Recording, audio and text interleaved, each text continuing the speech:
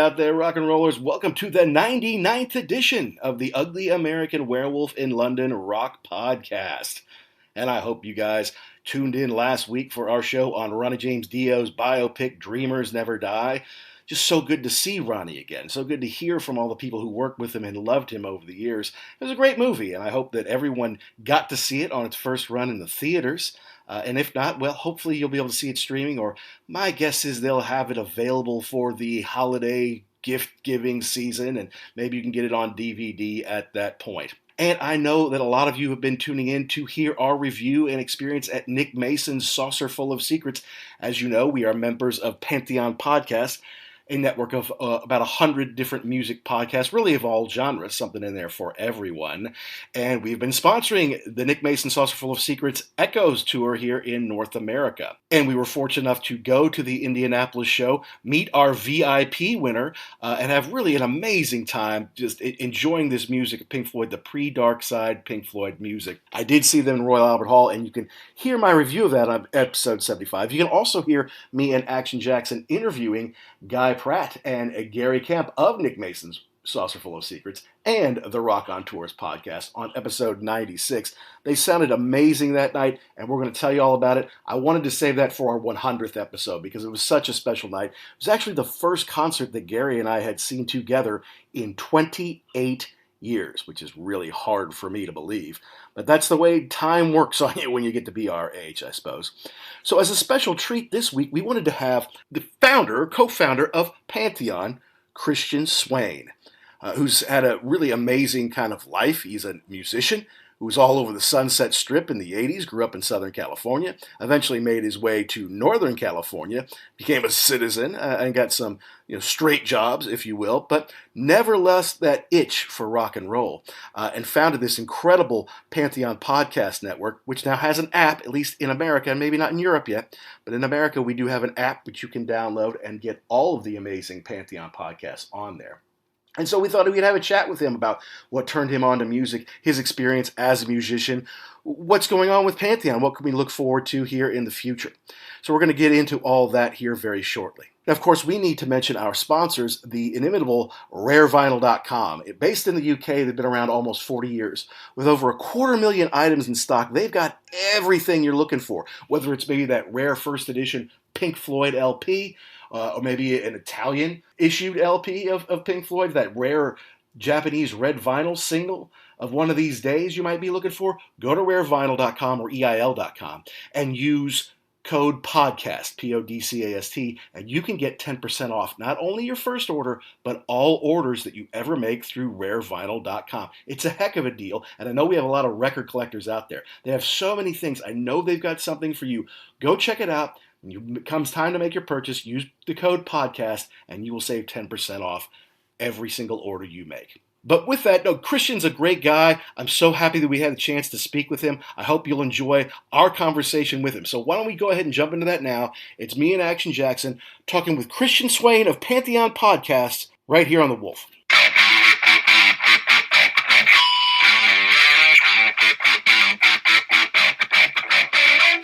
No, so we're happy to welcome to the show the rock and roll archaeologist himself, Mr. Christian Swain. We thank you for coming on our show, sir, and blessing us with all the knowledge that you've gained over the years. Well, thank you very much. But let's see if that blessing is still a part of this equation at the end of this interview. It depends on the questions that are thrown at me, or whether my knowledge is deep or shallow. Let's say. See, you've got the benefit of about a decade head start on us, and we always kind of caught flack, me and Jackson both, that our musical taste ran a little bit old, right? I mean, we were just talking about it in 1993. Yeah, we were in Alice in Chains, but yeah, Keith Richards' Main Offender was out, and we really loved that, while everybody else was like, no, man, you got to be into Stone Temple Pilots. Aren't you going to be a big Hootie and the Blowfish fan? I'm like, yeah. No, I would rather go listen to some, let's listen to Exile on Main Street instead. There's nothing wrong with it 20 years later, right? So right. We don't regret growing up in the 80s because we're grown men, children of the MTV generation. But growing up in the 70s, during the height of the greatest classic rock, in my opinion, era of all time. I mean, the 60s kind of started it, right? You had the Beatles and the Who and Bob Dylan went electric and the Beach Boys doing Pet Sounds and all the Creams and the, Pink Floyd, everybody's starting there. Zeppelin started in the 60s. But the 70s, the heart of Zeppelin, the Stones' best catalog. You've got the heavy metal era. You've got Sabbath and Deep Purple, and then later Rainbow and Aerosmith. I mean, yeah. I mean, I know where you're going. Where am I going? The 70s are it's the heart of rock and roll. It really is. It's, weirdly, I'm in an argument with one of my bandmates because I am pushing to play more modern type of music, and he's like, no, we need to stick with what we do best in our wheelhouse, which is the 1970s rock. Yeah. It's like I want to move some of this, but at the same time I will say it's much harder to doing those songs from the 70s. We do a little bit in the 60s, we do a little bit in the 80s, but sure, most of our songs, and this is my band Tin Man, most of our songs are in the 1970s because that's the sweet spot of where people still gravitate to. They know the songs, they respond to them. I know we're going to talk a little bit about Nick Mason and Pink Floyd and all this. Now I'll give you just another little anecdotal thing, evidence to your point here. And that was about a year ago. I was at a memorial service. And, we were afterwards, we were, a little get together, food and drink, and, the whole group is there, and we're playing some music and acoustic guitars and that sort of stuff. And these girls come up to us. They're like 16 years old, if that. And they say, do you know Wish You Were Here? And I'm like, oh, yeah, of course. Well, yeah, no problem. Play it. Yeah. So we played it, and about 20 of them sang every fucking word at the top of their lungs. Teenage girls? I'm like, teenage girls. Really? Like, I'm talking A-list, like, the prom queen types, Wow. They know Pink Floyd. They knew Pink Floyd, or at least Wish You Were Here. Right. No, actually, they were into classic rock. And then they would ask some other Beatles or, the generals, but still. And I'm like, really? I mean, you gotta realize that in 2022, playing music from the 70s is like being in the 70s playing music in the 1920s. Right. It's pretty old at this point. Yeah. So it's that significantly old. So why is that? And to your point, the original class, and now I'm going to throw my rock and roll archaeology hat on. Here we go. The original class of 54, 55 to 60, was very, very small. Very, very small. I mean, we're talking like, a handful of people are really responsible for most of that music.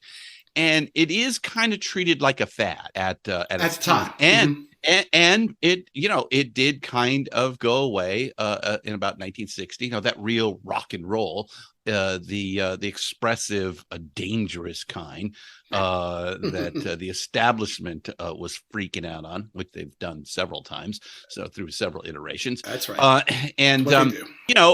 Chuck's in jail, Elvis in the army, Little Richard's back at the priesthood, and it does. Jerry Lee married his cousin. Away. Everybody's down on rock and roll.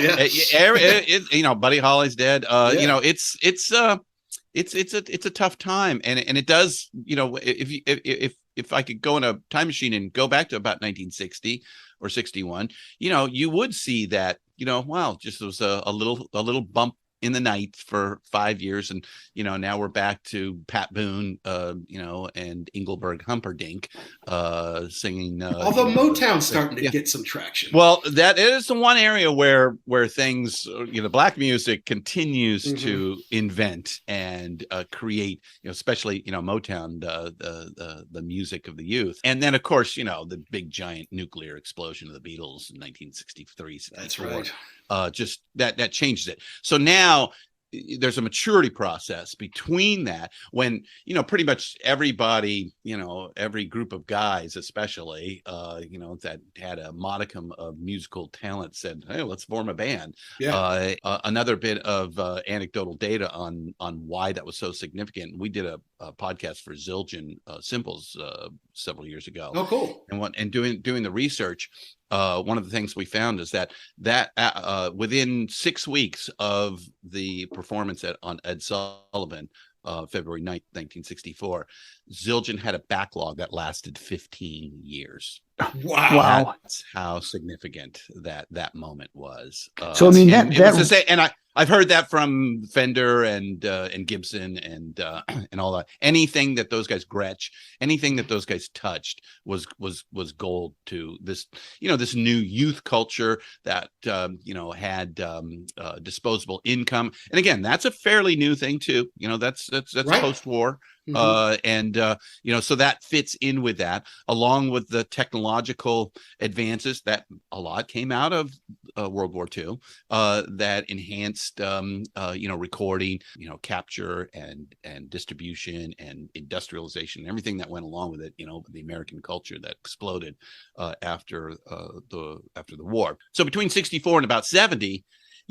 It's still, there's no money in this game, just so you know, at that time, and all these guys thought, hey, this is going to be great. I'll have a 6-week to a 2-year career and then I'll go work in the coal mines, like my dad did. None of them expected to be around 50 years. None of them. I've talked to so many of them. And so, but by the time you get into about 1970, then things really begin to professionalize. Mm-hmm. As a lot of people like to point to, especially, the dude from the Big Lebowski, you can point to the Eagles as being, one of those harbingers of doom, because that was a professional type of situation of, we are going to craft songs and make hits and make a shitload of money, and so they did. We just did a couple episodes ago on Rock and Archaeology. I think it was episode 21, which was Guitarmageddon, where we did kind of break down. Thank you. Yeah. Break down. The three big pillars of hard rock or metal, which is Sabbath, Led Zeppelin and Deep Purple. Yep. And the big thing that we made about that was Black Sabbath is kind of like the old school four mates who grew up together, knew each other in high school, formed a band, and went off to success and all of that.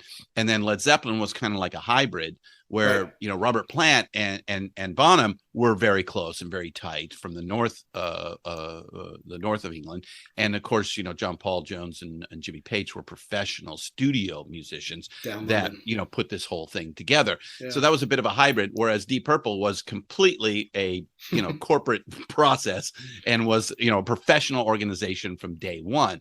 And that's kind of where things begin to go into the 70s.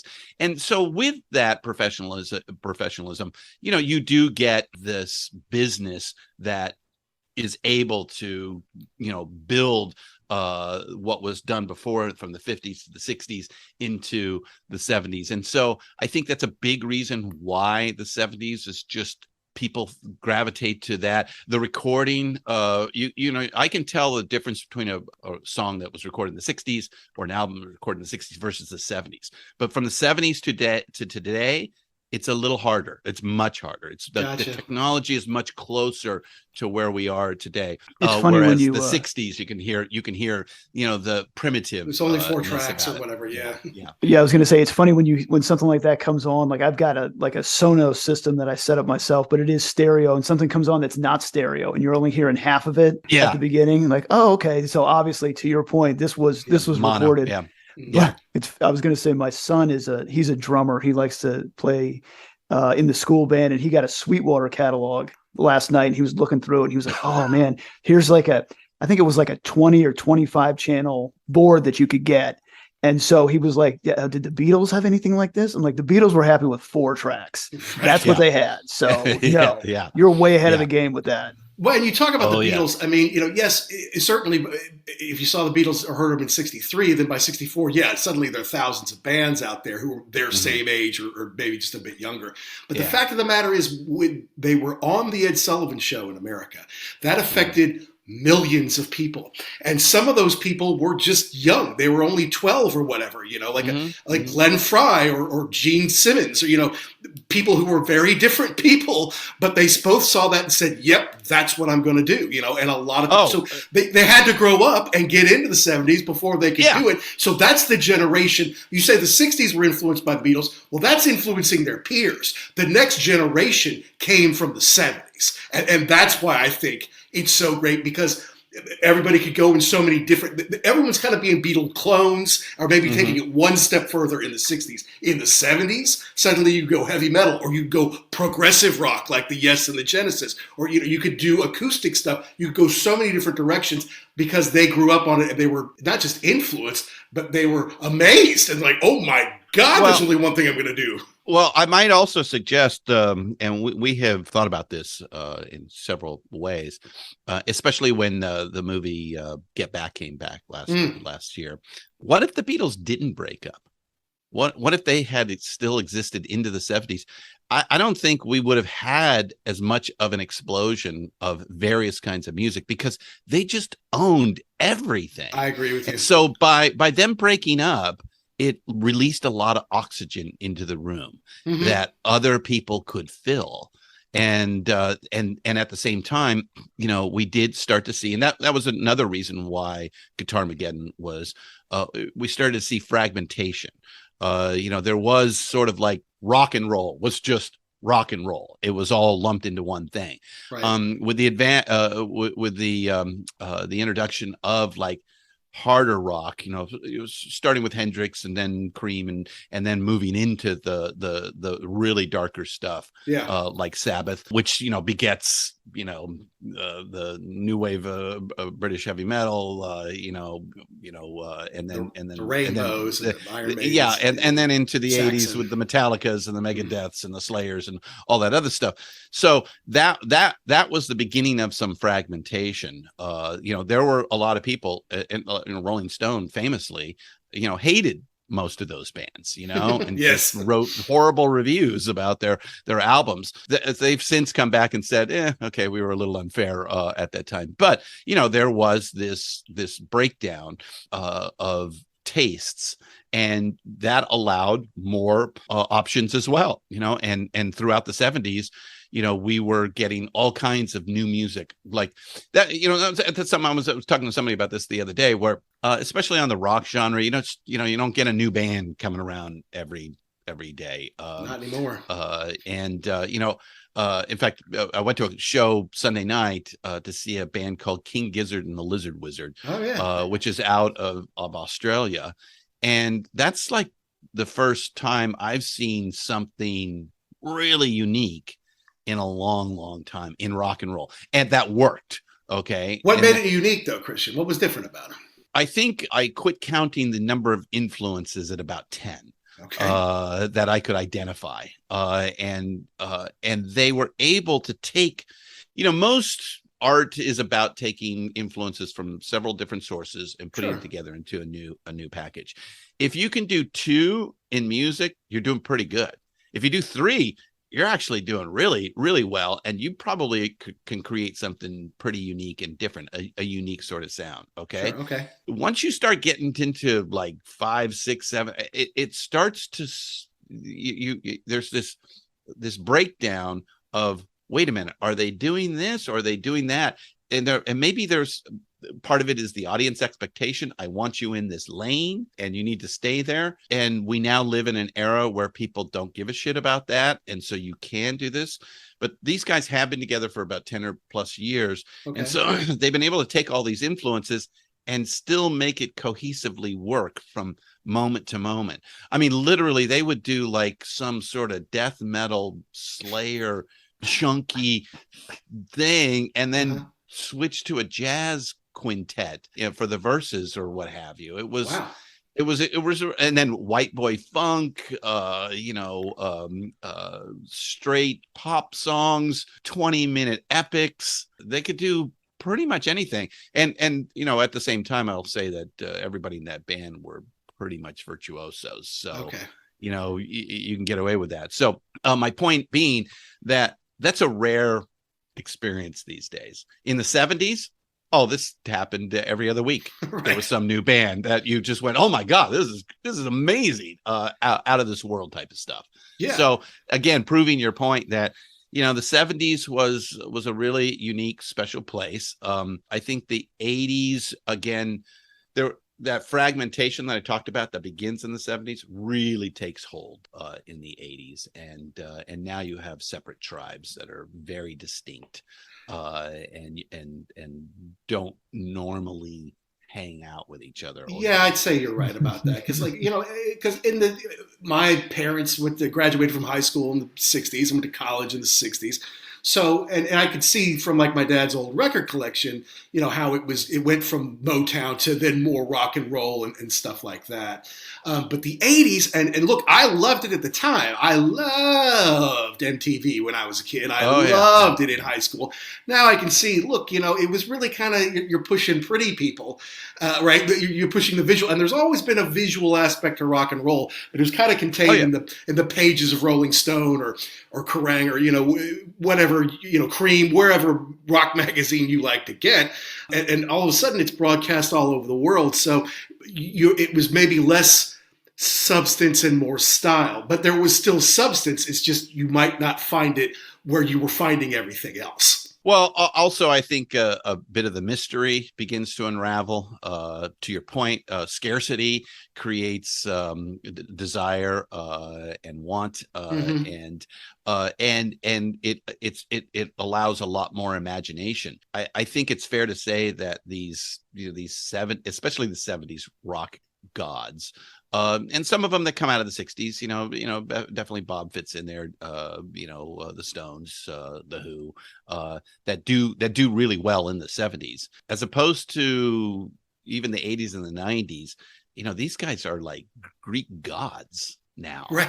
A thousand years. I would not be surprised if they're Marvel. They're thought of as like Marvel superheroes, and they shoot shit out of their eyes, or were super strong, or just had magical powers to do this thing.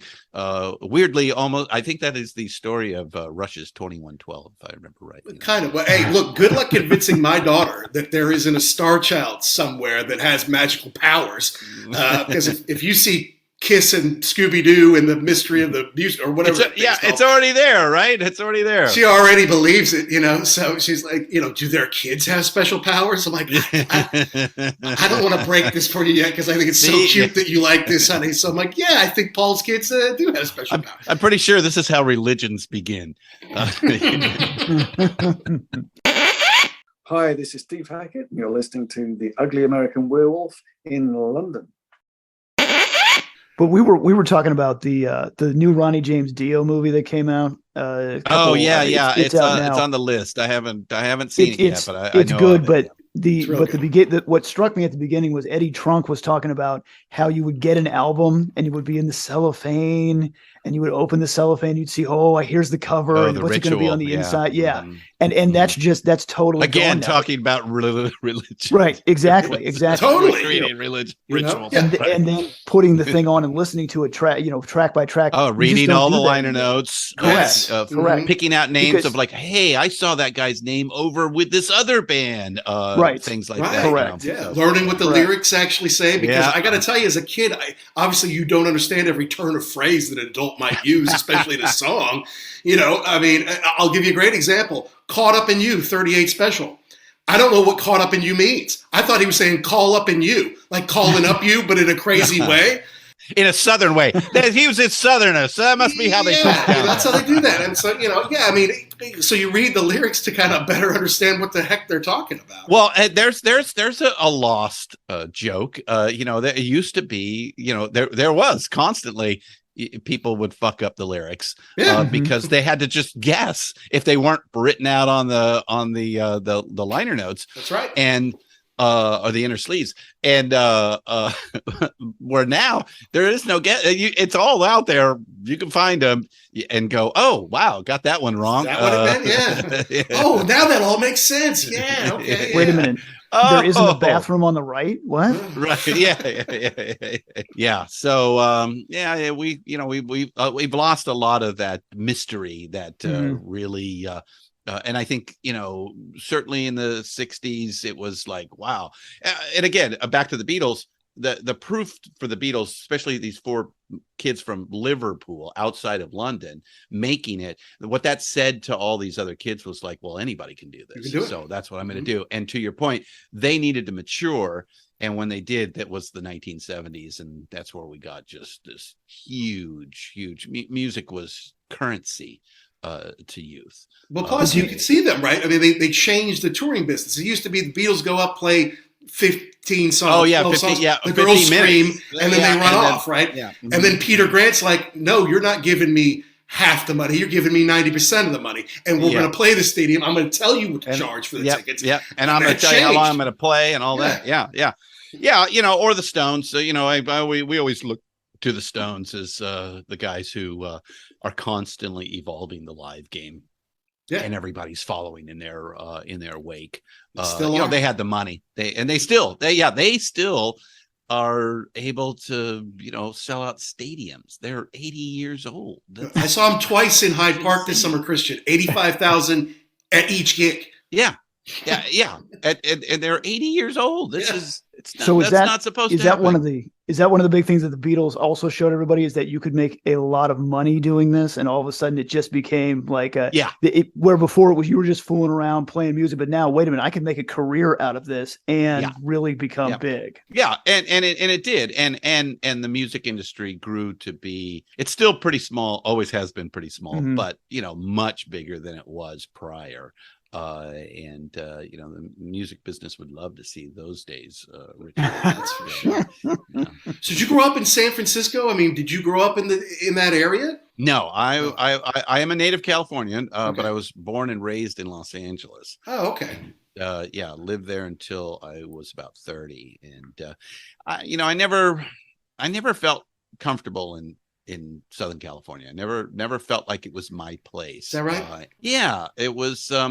It's hard to explain. I mean, I wasn't a surf cat, or a skateboarder. I dabbled in that sort of thing when I was really young, but sure. I loved music, and that meant things at night, not things in the day. And Southern California is all about the sun and the day and all of that. So I don't know. I just never quite felt comfortable there. And I took a trip up to San Francisco in about 1985 and was like, this is amazing. This is a city. And it took me several years, but I set my sights on moving up here, and I did in 93, and I've been here ever since. That's awesome. Because, I mean, being in San Francisco in the 70s would have been something else.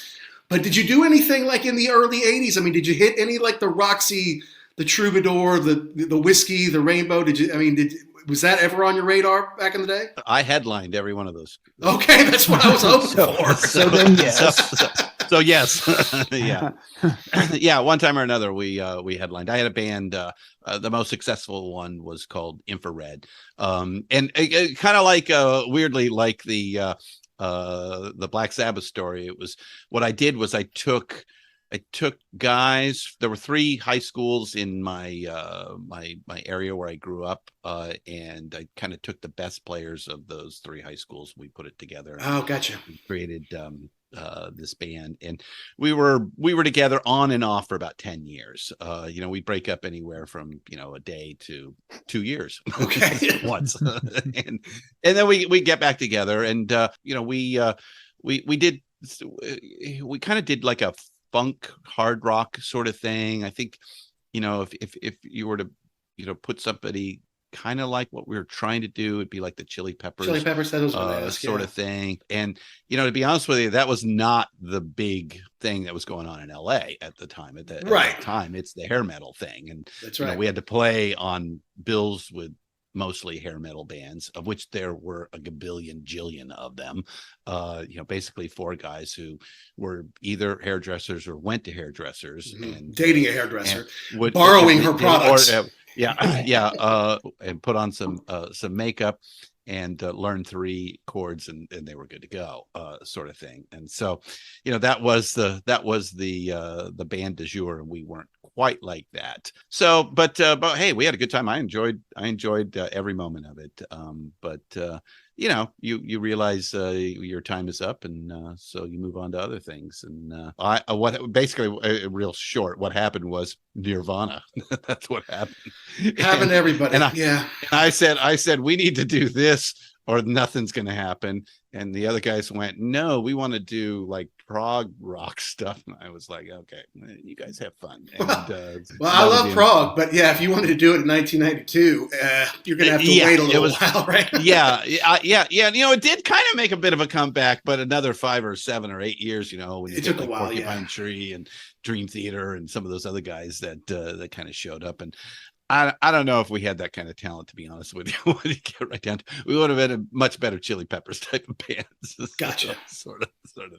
So, but I loved the hanging out down there. I never moved to Hollywood. I wasn't willing to do exactly that, but I moved to like Burbank and Eagle Rock, and so I lived just on the other side of the hill and just commute over for the nighttime. That's all good. And so you were part of the scene, though. I mean, were you hanging out with other bands? I mean, were you getting friendly with folks who made it? And talk to some of those guys. Yeah. Let's see. Okay, so one night I was hanging out with a friend of mine. He was in a cover band, and I knew the cover band really well. And I'd get up and I'd sing a song or two whenever I'd hang out with them, which was always good for me. Fun, right?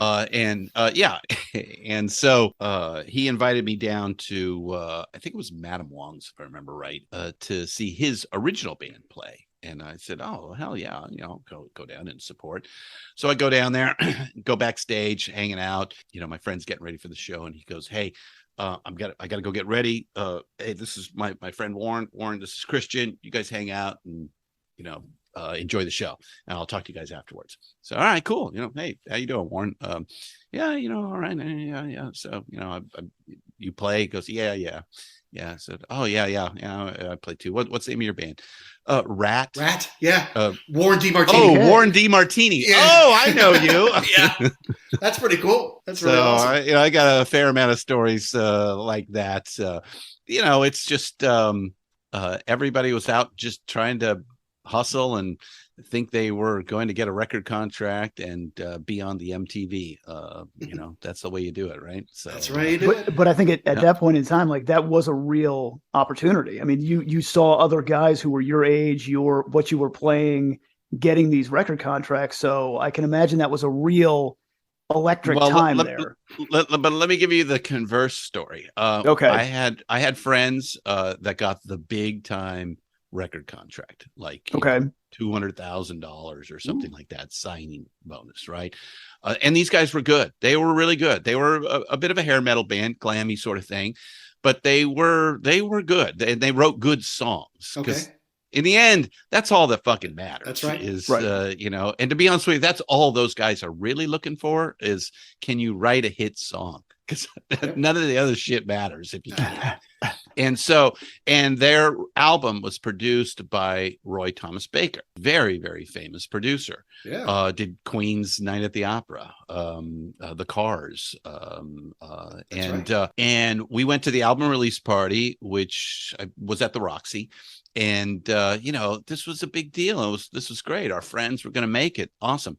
Album was never released. Why not? There was never really a good explanation. Basically, what happens, and this is a common story, is that their advocate, their A&R person at the label probably left, got fired, or what have you, and the others didn't believe in the project, and they shelved it.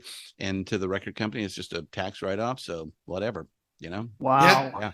And to be honest with you, that's kind of a common story. I believe it. No, I always, anytime a band doesn't make it, or, a lot of what we do on our show is being the Ugly American Werewolf in London. We'll talk about bands that maybe make it from the UK, but they don't hit the big time in the US, or vice versa. You hit one place and you don't make it the other for whatever reason. And I always... status quo. I always think of status quo couldn't be bigger in England. Giant in fucking the UK and never Europe. Fucking made it over here. Right. Never, right. Not even one hit, And so, no, so it always, I always blame the record company. Like they had the wrong A&R guy, or the A&R guy dropped the ball. He had somebody else he liked better, and he didn't care about them or whatever. Even Gary Kemp, who was on this show last week, huge hit with Spandau True. Ballet, yeah, Spandau Ballet is big hit with True. The next song, Gold, in Europe might even be bigger. But over in America, I never heard that song, Living in America, for 45 years. I moved to England like, well, this is a great song. Why wasn't this a hit? Like, it's the A&R, man. It's all his fault. Well, I think you could give a lion's share of the blame to the record companies and how they do their business. But there's timing. These are different cultures, and that's for sure. Weirdly, something you would think might work on both sides of the pond doesn't necessarily do that. Sometimes it's just the art itself just doesn't translate for one reason or another, or maybe the process and the touring and what have you didn't work out, and they missed the window where they could have sold that thing or what have you. So, but in the end, all these guys all come across like they know what they're doing, and you can it's all a crystal ball, it's all a guess, and you can have an educated guess, but it's still a guess, and it's luck when it comes to what is going to be a hit. Well, then it's a copycat game too, right? It's like, well, I didn't know that Nirvana was going to be huge. Now everyone's going to be Nirvana for the next 4 years. The record companies were always chasing the latest and greatest, and wanting their own version of that.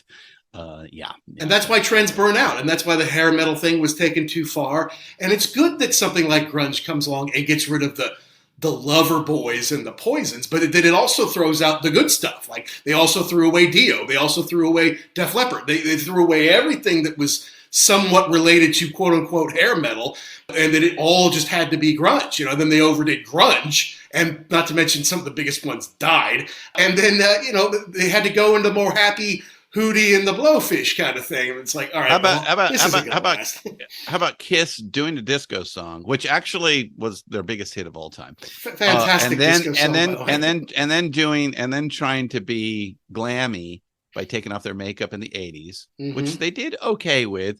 And then they tried to go grungy in the 90s. Revenge. But weirdly, they kind of were able to get away with that. I think some people like Dio was able to survive some of that and continue on.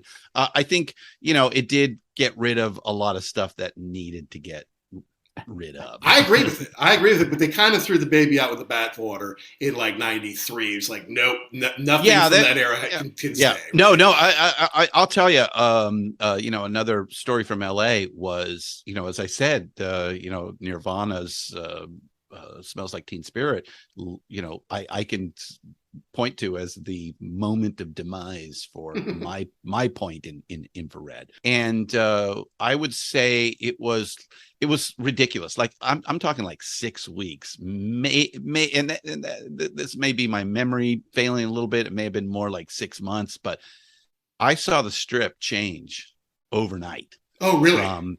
From spandex and Aquanet to plaid flannel and combat boots, and it did. It changed overnight.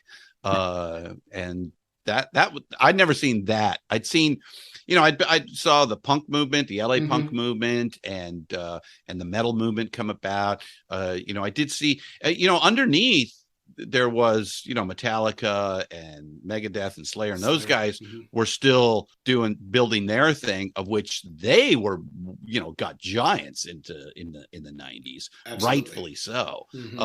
And, again, I think you had to get rid of, the Poisons and the Motley Crues and that look, and that sound to get to the Metallicas and Slayers becoming big and giant out there. So, but it's tough. That's my theory. Yeah, but it's tough when you don't have the stroke, though. Like, I mean, if you're Metallica at that point in time, you could do whatever you wanted to do. You could continue down that road. But if you were just starting off, sorry, this isn't what we're listening. This isn't what we want. Have a nice day. Yeah, I don't know. The metal fans are usually pretty, if you're doing something that they dig, they're going to dig it forever, and they will defend you loyal fans with sword, shield, and blood. Yeah. So, but to your point, the early thrash metal did take it took a while to bake. Like anything does, any good scene does. It needs to, be grassroots. It needs to start in the basement and build itself up from the ground until it turns into, a B-52 dropping bombs all over the world. So. All right. So your time in infrared came to an end. I mean, sometimes you got to put your rock and roll dreams down for a little while. You kind of become a bit of a citizen, I did. This is exactly what happened. Yes. I put my rock and roll hat down and became a citizen. But you didn't totally give up on it. And, now you're a bit Once it's in the blood, it's in the blood. Exactly. Believe me, I tried. And I can't get rid of the bug. Nor can I. Caught it very, very early. And I just wanted to be, I just knew this spoke to me more than anything else and ever has. And I think a lot of it is I get bored easily. So, it's really hard to get bored with music.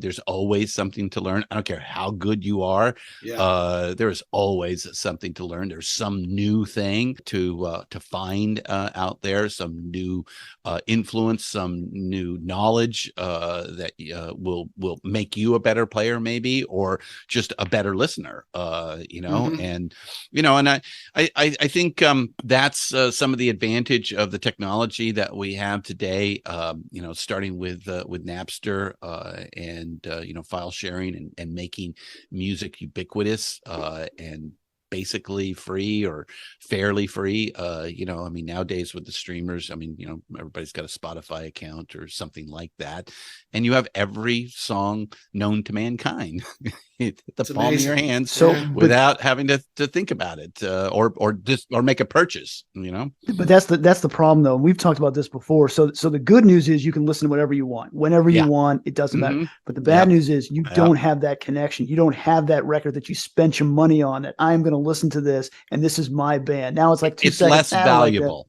It's Correct. less valuable Correct. is the case. And if something is less valuable, you might love it less. And you kind of do sort of thing. When we made those choices, when you had to make choices, you were in a secret club of some kind. You were in the Foreigner Club, or you were in the Led Zeppelin Club, or you were in the Donna Summers Club, or the Madonna Club, or whatever. You made these choices, and you were putting your reputation on the line, because sooner or later somebody was going to see that.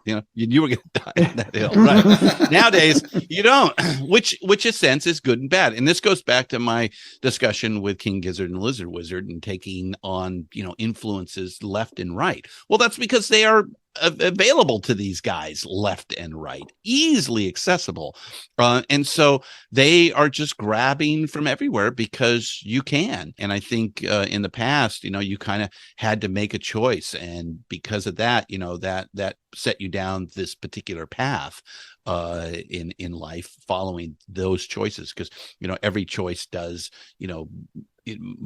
change your life in a micro sense, but it does. Every single choice does. Then the question is, how significant is that choice? And so, 1699 is, when you're in your teens and 20s, is a significant choice. Free is not. So, it can be disposable too. Yeah, no. Yeah. All right. Well, so tell us about your inspiration to be the founder and one of the godfathers of Pantheon. This is a great podcast network that is now setting the world on fire, not only with all these great shows, but some of the opportunities, like when we talk about being able to sponsor a Nick Mason Saucerful of Secrets. Right. That's a dream come true for us. Same for me. Let me tell you.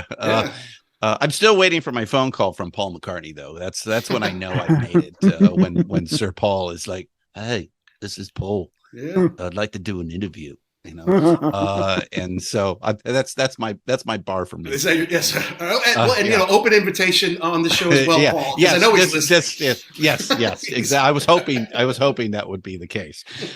So to get Nick Mason and many of these others that we have worked with or even interviewed, talked to, it's a dream come true. I wish I could have done this in my 20s, because then I probably would have made it as a rock star, because I know all the fucking secrets now. Right. But it's great to highlight this music. When we started this 8 years ago, I felt that rock and roll had pretty much run its course. There was a story with a beginning, a middle, and an end. Yeah. And I still sort of feel that way. And I mean this culturally. Rock and roll, in the rock and roll era, and that's all the music from about 54, 55 to about, I used to say 96, because it was like the grunge movement was like the last big genre that new movement that really changed things. And it really did. I mean, it moved the needle. Absolutely. Yeah. Okay. And like I said, I mean, look what happened on the Sunset Strip within 6 weeks or 6 months, whatever that time was. It changed dramatically. No movement has done that since. But I have altered my view a little bit to make this more like where I feel like 2003, 2004 is where things really do end. And what I mean by that is that I know more about the business, and the business changed in about 2003, 2004. They quit signing rock acts. You can see this go. The other big thing is that bypassing how they calculate the Hot 100 these days, the last rock album to actually be the #1 album was Green Day's American Idiot in 2004. Which nothing has done that since. Yeah. So again, that also is a bit of a obvious death nail that you can point to with that. And I also have learned to appreciate the emo movement. Not as big as the grunge movement at all. And again, that's proving my point that the music, this thing we call rock and roll, is culturally on the decline, right? Because that did not supplant grunge, or I guess new metal was kind of in between a bit, and then this emo thing happened. It did not. They made some significant impact, but it was that impact was a much less magnitude than the iterations that had come before that culturally. Now, let me ask you this question. Playing devil's advocate, you were saying that the last real movement was grunge. That was still MTV focused. Yeah. I mean, we got a lot of that stuff from MTV. Would you say that maybe the emo movement, because at that point in time, right around the mid 90s, MTV started to really get away from that. I don't even think they were playing videos at the end of the 90s, other than maybe for an hour in the morning. Do you think maybe that that wasn't pushed the same way? That and MP3 without doubt, that would have a significant impact on that, because MTV kind of became the driver of what was culture, youth culture,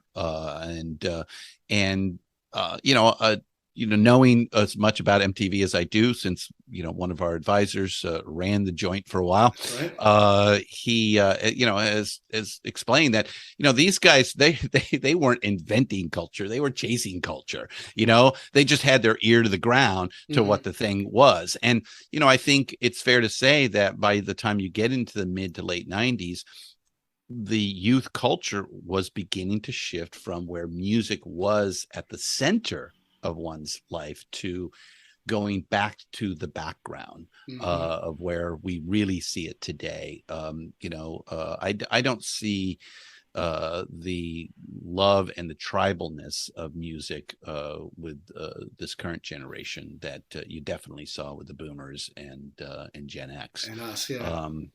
Yeah. Well, I remember that when what was it, Thriller was going to come out, they had a huge marketing push, commercials and everything, world premiere of Throw It. I remember being a kid at school saying, you have to watch this. If you didn't watch it, and you came to school the next day, you might as well you were uncool. Yeah, because that's all we were going to talk about. Yeah, Yep. and it was a big thing for everybody. Yeah, but there's the choices are there's so many choices. I see this in sports as well. There was nothing but football for America in the late 20th century.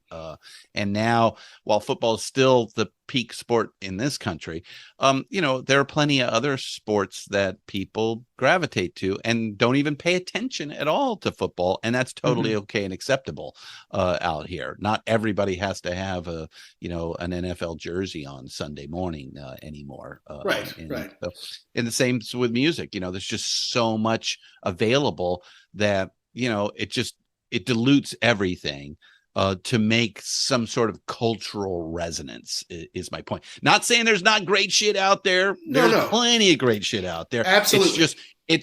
You're just nobody's ever going to be the Rolling Stones and selling out stadiums when they're 80 years old. That's right. I mean, like, there's still going to be kids who turn 13, 14 this year and hear Eruption, like, oh my God, I'm going to go play the guitar. That's always going to happen. But there's a band I find on Facebook called Fat Mez, 4 kids that are probably 22 years old, and they sound as good as any fucking rock band I've ever heard in my life.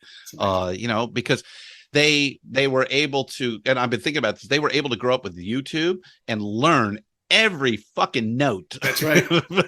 Perfect. And the moves and everything, right? Everything. Yeah. I mean, you talk about the school of rock and roll.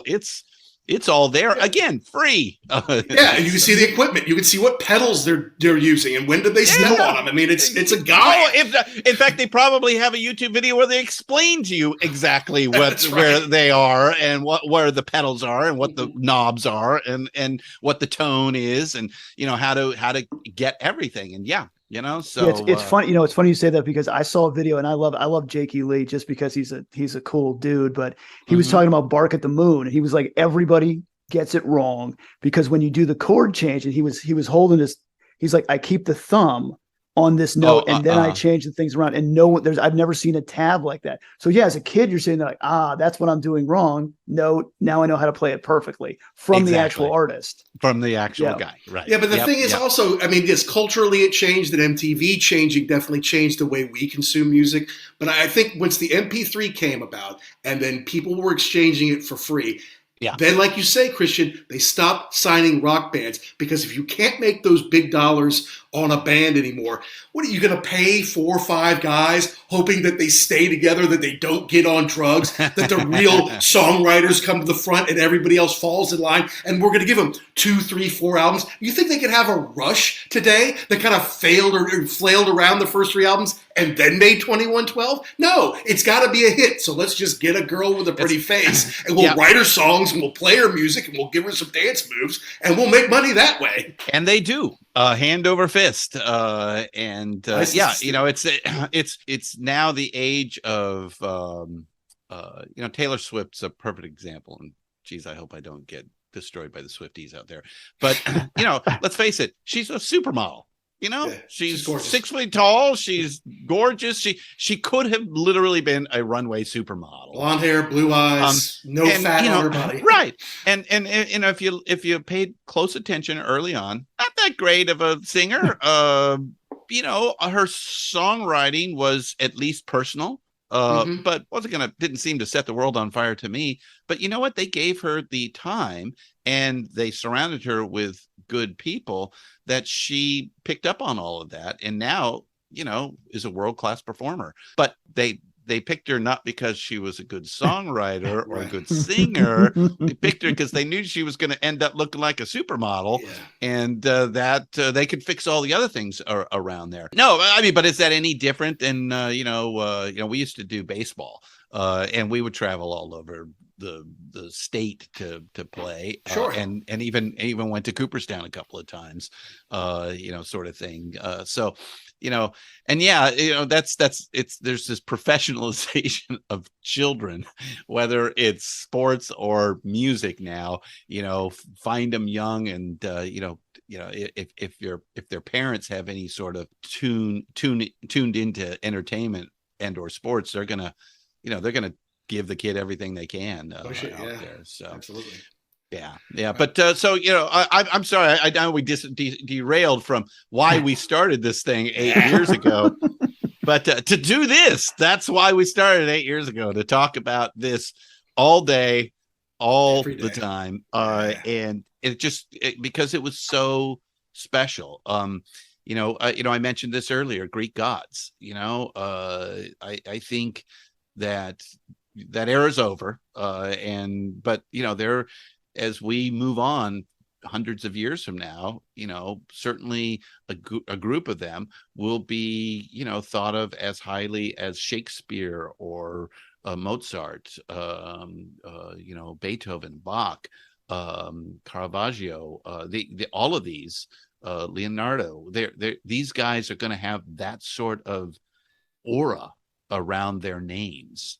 And that's why I wanted to start this, was because I felt like it was almost like a religion, in a way. You can almost see the mythology being built. And so what we try to do is, we're not really ready to give up on the facts just yet.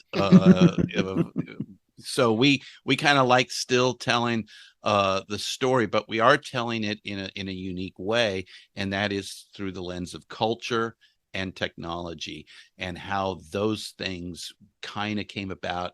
These guys showed up at the right time. When I started this, I always had one question that I'd had for most of my adult life regarding music, and that is, how are the two greatest songwriters of the 20th century born less than 1 mile apart from each other? John and Paul. And what are the odds of them finding each other? It's impossible. There's an impossibility. So then the next question is, how much is nature, how much is nurture out there? Mm-hmm. In the end, as you might have discovered in our podcast, we settled on emotional connection. Both of them lost their mothers at about 15, 16 years old. And that created this connection that you're just a bond that you're not really going to have with anybody else.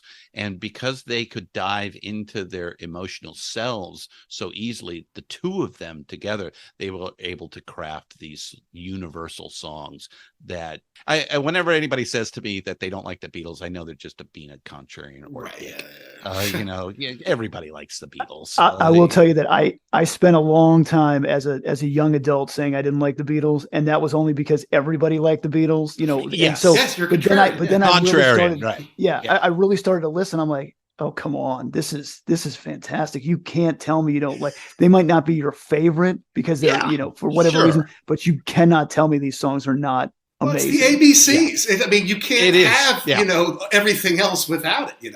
And to your point, Christian, part of like why we do our show is it's not so we can find great new bands, although we love when that happens. Yeah. Okay. There's an authenticity to the people that we talk about and to the people that we have on our show who did it back in the day and now are still doing it. And they won't be able to do it forever. I mean, Nick is getting up there, and Steve Hackett, who we love, although he's a road warrior, he's getting up there, And so to celebrate this music with the people who made it and still have that authentic experience of hearing them play these songs live, that's special. That's worth sharing. Yes.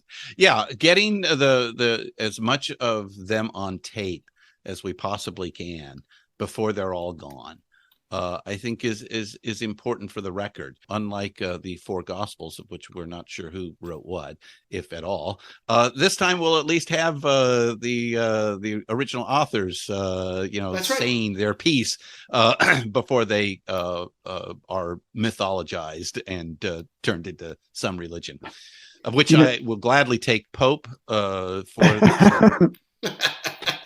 I'll change my moniker from rock and roll archaeology to Pope. The Pope of rock and roll, the Il Pape de rock and roll. So. Nice. The other great thing about doing this show is finding other people that maybe they're like-minded, but they've got different views, but they've got the same. And the one that I'm thinking of that we kind of really hit it off was the Shout It Out Loud guys, who they're about the same age. We have some of the same musical taste, not all of them, but some of them. But wait, they have musical taste beyond Kiss? I didn't know that. They actually do, believe it or not. But just thinking if we had known them in the college days, we could have totally been friends. We would have been without doubt, without doubt. I love those guys. Oh yeah, just to sit down with somebody who you've never spoken to and feel like an old friend. Yeah. Right off the bat. It's so fantastic. That's the connection. Yep. Yeah. Well, I remember when Peter presented them to me and said, "Hey, a Kiss show," and I'm like, "Really? Every week, 3 hours? Really?" Yeah. And they kill it. They just kill it. It's hilarious. It's the only show I don't miss every week, and I got a lot of shows up there, and I try to keep up with as many of them as I can. And sometimes the topic will be something like, "All right, well, that's if I only have an hour, I'm not going to spend it there." But I never miss those guys, and it isn't necessarily because it's about Kiss. It's just because they make me laugh. If you ever wondered if there really was a Kiss Army, yes, there really is a fucking Kiss Army. It's crazy. They're great, and I think the same could be said about us today. We all have hung out in the '80s and been fast friends, and have our red Solo cups and go, that new show. But did you guys see that show? Yeah, that was awesome. I was there. Where were you? I was in section 203. Oh my god! We'll go to the next one. Yeah. That's awesome. Anything on the horizon and I don't have to put it on the record. We can take this part out of the show, but anything on the horizon for Pantheon you want to talk about, or just let us in on and we won't tell anybody? Yeah, the big news that's not official, although it should be official very soon. I mean, it is official. We just haven't made a press release. Is that we've signed a contract with Rolling Stone magazine to develop podcasts for them. We have four on the slate that we're working out. The first one's going to be on Bill Withers. We're deep in the process of putting that together here. We're still trying to figure out what the other. There's 4 that we've agreed to do to start with and see how it goes, and we're still kind of trying to figure out who the other 3 are. So that's definitely on the horizon.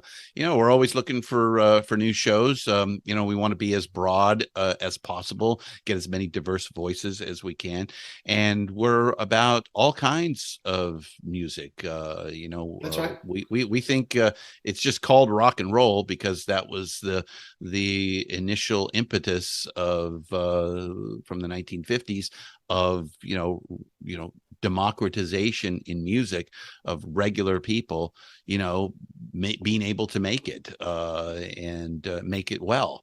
And, and that includes, disco and hip hop and everything else in between. It's all trying to do the same thing. It's the guy on the street, the common man that can rise to the top on his own or her own talents out there, and I think that a lot of that started with rock and roll and continues. We just the media creates all these little labels for the various genres.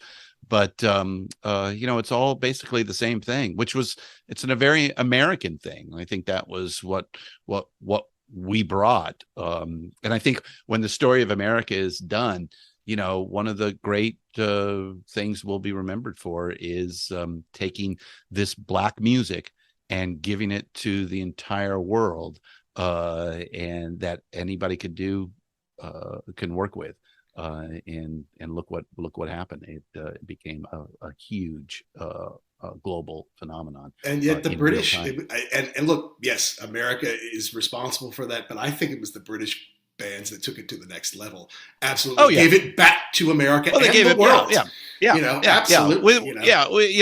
As we discussed earlier, when we gave it a shot from 54, 55 to 60, and then it kind of, for racial reasons, right. primarily, mm-hmm. The man went, "Oh, cool, woo, well, dodge that bullet," and then the Brits said, "Oh, fuck you, well, watch this. This is really good. Listen to what Eric Clapton can do with that thing, right?" Yeah, and they brought it back, and there was no putting the genie back in the bottle after that. Yes, that's right. Yeah. Yeah. Well, that's awesome. Well, look, man, we appreciate you coming on the show. We appreciate you bringing us into the Pantheon community. It means a lot to us, man. We've made so many great people and are having a lot of fun doing it still. So thank you. Yeah, of course. And if there are others out there that have a great podcast, music oriented podcast that is looking for a home, we're always interested. So give us a ring and let us know what you got. We're being a little picky these days. We definitely don't want to have 3-5 shows all the same. We're looking for things that are different. A different take or a different experience, a different way to tell the story. And I think that's the other thing. We're really looking for original stories, a little bit more like rock and roll archaeology and things like that, which are trying to tell a deep story in some way or another. I think that's kind of the future of podcasting as we move from here. So, but no, we love having the Ugly American Werewolf in London.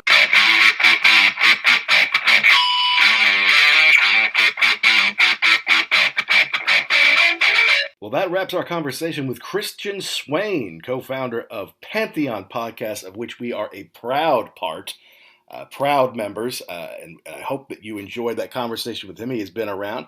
He is a musician in his own right and an entrepreneur, and I thought you guys might enjoy talking or hearing us speak with him about his life and how he got into rock and roll and why it's so important to him, and share some of his vast knowledge with you all, our listeners.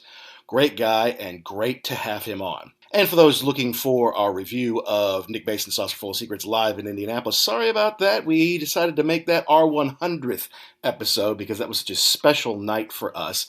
So you will have to tune in next week for that. Now, as usual, we want to know, did we get something right? Did we get something wrong? Did we miss the point? Did we leave out your favorite part? Hey, you've got to let us know. You can send us an email at uglyamericanwerewolf@gmail.com. You can tweet or DM us at ugly_werewolf or at actionjack72. Let us know what you're up to. Let us know which concerts, which albums, which bands you're excited about right now and would like to hear us review. Thanks as always to Pantheon Pods and to Christian for making us part of the team. And to our extraordinary sponsor, rarevinyl.com. Go to rarevinyl.com for all of your vinyl needs. They ship all around the world. And use code PODCAST, PODCAST, to get 10% off not only your first order, but every order you ever make with them, thanks to us and our little podcast code, and thanks to them. You can also go to EIL.com or rarevinyl.com. It's the same company. They've been in business almost 40 years. So yeah, next week, folks, that's when we're going to talk about our incredible experience seeing Nick Mason's Saucerful of Secrets live in Indianapolis. Of course, you can tune into episode number 96 to hear our conversation with Guy Pratt and Gary Kemp of the Rock on Tours and Nick Mason's Saucerful of Secrets. And you can also go to episode 75 to hear my review of the Royal Albert Hall show. But I got to tell you, this one was even more meaningful for me, and we'll talk all about it next week. So until next time, rock and rollers, to all of you all around the world, be cool and stay safe.